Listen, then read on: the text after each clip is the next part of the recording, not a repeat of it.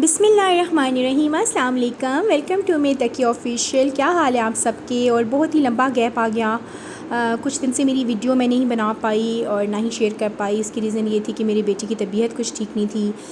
बस होता है ना, जब बच्चों की तबीयत ख़राब हो तो फिर आप बहुत ज़्यादा मसरूफ़ हो जाते हो। अल्लाह ताला सबके बच्चों को अपनी अमान में रखें।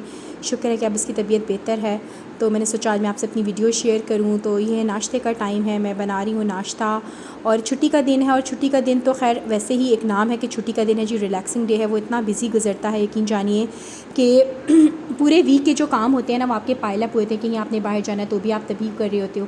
तो मैं चाय सबसे पहले चढ़ा दूँगी, क्योंकि मेरी मॉर्निंग जो है वो चाय के बगैर स्टार्ट नहीं होती है। फिर मैं थोड़ी बहुत क्लीनिंग करूँगी। यहाँ पराठा बनाने से पहले टॉप वगैरह क्लीन करती हूँ, और जो थोड़ी बहुत चीज़ें जो मैंने इस्तेमाल करनी है उनको लाजमी एक दफ़ा फिर मैं डस्टिंग कर लेती हूँ उनके ऊपर से।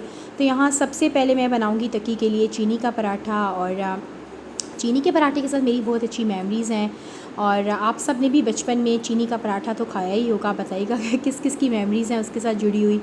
और चीनी का पराठा तो मुझे लगता है कि इतना इंस्टेंट सा एक मीठा है कि कभी कुछ लंबे चौड़े मीठे बनाने का दिल ना करे तो आप मज़ेदार सा चीनी का पराठा बना लीजिए, और आपकी क्रेविंग भी पूरी हो जाती है और वो बहुत यम्मी भी होता है। तो एनी हाउ, जो छोटे से 2 पेड़े मैंने बना लिए हैं उनको अब मैं बेल लूँगी। और क्योंकि छोटे साइज़ का पराठा बन रहा है तो आपको पेड़े भी बहुत छोटे लग रहे होंगे, सिर्फ तकी नहीं खाना है ये।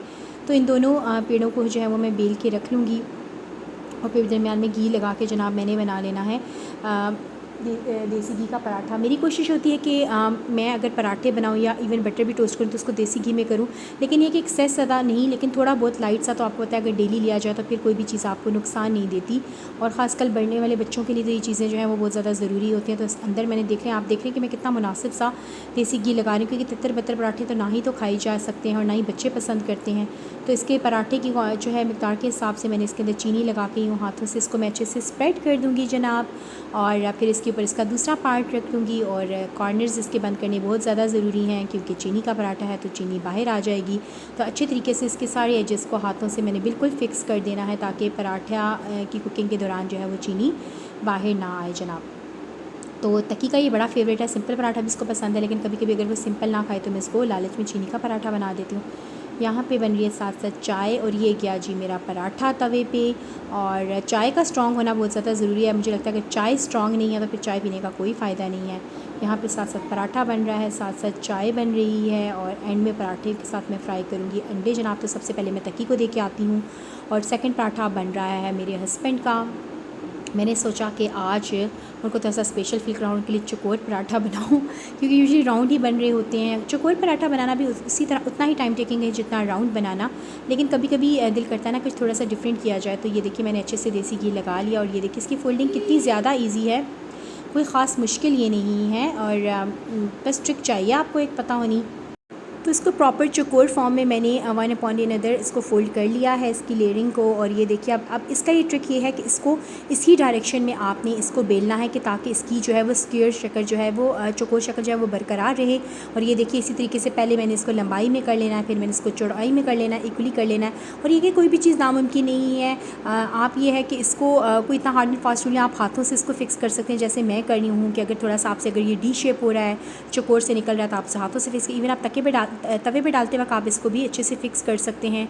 तो ये देखिए स्ट्रॉन्ग चाय अब ये बनी है ना, स्ट्रॉन्ग चाय जिसको कहते हैं कड़क चाय। और पराठा जो है वो मेरे हस्बैंड का बन रहा है, तो दूसरी तरफ मैं उनके लिए फ्राई कर लूँगी अंडा, जो कि हाफ़ फ्राई अंडा उनका बहुत फेवरेट है। और अंडे के मामले में मेरे हस्बैंड बहुत अच्छे हैं। आप बताइएगा कि आपके घर में भी ऐसे मर्द हज़रात हैं जो चाहते हैं कि अंडा जो है प्रॉपर्ली हाफ़ फ्राई हो, उसकी योक भी ना टूटे, लेकिन मैं फिर भी कहीं ना कहीं गड़बड़ ज़रूर कर देती हूँ। तो आज खैर शुक्र है कि गड़बड़ नहीं हो पाई थी। इसको मैं बहुत ही तरीके से टर्न करूँगी, क्योंकि मैं जो हूँ फिर अगर अंडा सही नहीं बनता तो फिर मैं वो खुद रख लेती हूँ, और सही वाला जो है मैं अपने हस्बैंड को देती हूँ, क्योंकि वो अंडे पे कोई कंप्रोमाइज़ नहीं करते। तो ये देखिए जी उनका अंडा भी उतर आया है। और यहाँ देखिए कपड़े में धुल गए थे, मैंने फैला दिए हैं सारे कपड़े। यहाँ मैंने बना रही हूँ पिज़्ज़ा ब्रेड।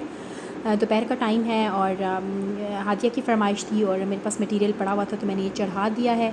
दूसरी तरफ यह कि साथ साथ थोड़ी सब्ज़ियाँ वगैरह आई हैं। ये देखिए हरा धनिया, हमेशा मैं आपसे शेयर करती हूँ कि मैं हरे धनिया को कैसे सेव करती हूँ। तो अभी हरा धनिया आए रखा था और बड़ा ही ज़बरदस्त था, फ्रेश सा था, तो मैंने बॉक्स निकाल लिया है और उसमें टिश्यू की लेयरिंग कर ली, और इसके डंडल मैंने काट दिए हैं। यहाँ पे मैं बताना चाहूँगी कि मैं इसको वॉश इसलिए नहीं करती हूँ कि फिर इसको ड्राई करना बड़ा मुश्किल हो जाता है, और अगर इसमें हल्की सी नमी भी होगी तो आपका हरा धनिया ख़राब हो जाएगा जनाब। तो इसलिए मैं इसको ड्राई फॉर्म में ही रखती हूँ।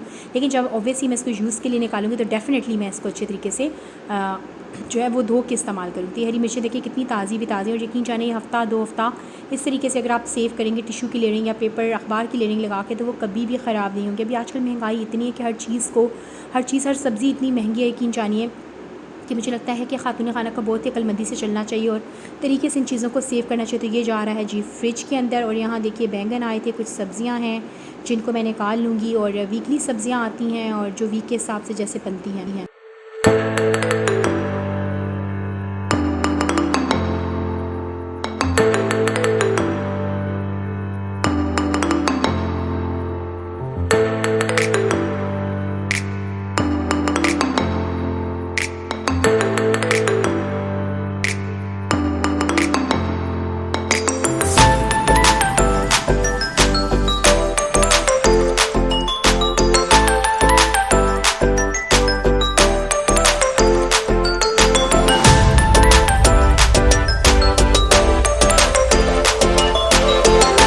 तो अब ये बन चुका है पिज़्ज़ा ब्रेड। मैं आपको दिखाती हूँ कि कैसा बना है। इट्स वेरी हॉट, ऑब्वियसली अभी आउट हुआ है।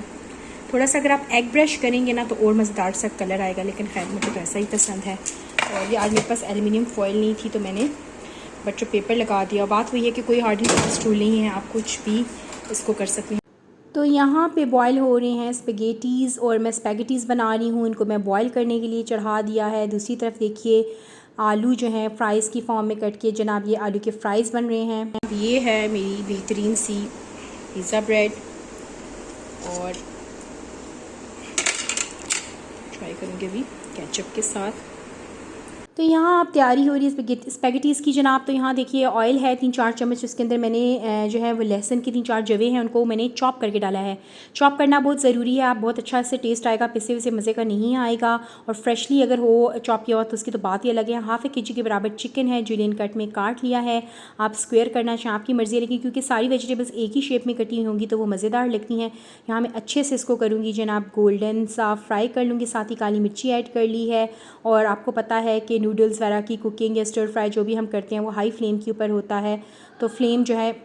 तो यहाँ देखिए वर्सेस्टरशायर सॉस है 1 टेबलस्पून डाली है, चिली सॉस है, ये सब आप अपने टेस्ट के हिसाब से डालेंगे कि जिसको तीखा पसंद है जिसको कम। ये देखिए सब्जियां काटती हैं आपको दिखा रही हूँ। फ्राइज़ जो हैं वो फ्राई हो चुके हुए हैं, और चिली सॉस की है, साथ में सोया सॉस की है, नमक और काली मिर्ची ऑलरेडी जा चुका हुआ है। ये देखिए साथ ही जैसे ही थोड़ा सा चिकन हो गया गल गया, बहुत जल्दी ही गल जाता है, तो ये मैंने जुलियन कटी हुई कैरेट्स इसके अंदर डाली हैं जनाब। और इसकी तो ब्यूटी यही है ना कि इसके कलर भी ख़राब ना हो और ना ही क्रंच ख़राब हो। तो साथ में ही देखिए अब इस स्टेज के ऊपर मैंने फ़्राइज़ ऐड कर दिए हुए। मुझे इसमें बहुत पसंद है, आपको पसंद है तो आप डालिएगा। साथ ही चली गई है जनाब शिमला मिर्च, इसी तरीके से 2 से 3 आप अपनी क्वांटिटी के हिसाब से डालिए। कॉर्न्स डालना चाहें वो डालिए।